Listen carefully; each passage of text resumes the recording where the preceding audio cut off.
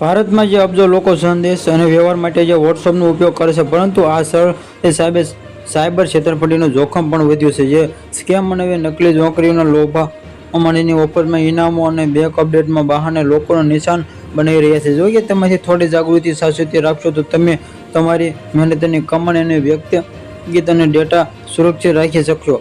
જો તમે પણ કોઈ પણ અજાણ્યા નંબર પરથી અચાનક કોઈ મોટું ઇનામ કે નોકરીની ઓફર મળે તો તરત જ સાવધાન થઈ જાઓ.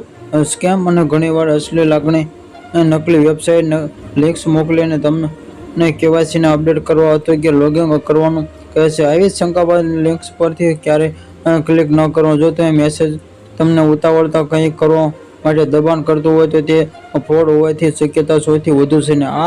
આવા નંબરમાંથી જવાબ આપવાને બદલે તે તાત્કાલિક બ્લોક અને રિપોર્ટ કરો. ઓટીપી સ્કેમ છે એ ક્યારે ન ભૂલથી આવતાને યાદ રાખજો કે બેંક કોઈ પણ સરકારી સ્થાન ક્યારે વોટ્સઅપ પર ઓટીપી માંગતો નથી. જો કોઈ પણ ઓટીપી માંગે તો વિનંતી તમે સમજી લેજો એવું કે તેમને લૂંટવાનો પ્રયાસ કરી રહ્યો છે. ઉપરાંતમાં અજાણ્યા વ્યક્તિને કહેવામાં તમારી મોબાઈલ સ્કીમ શેર કરવાની ખૂબ જ જોખમી છે.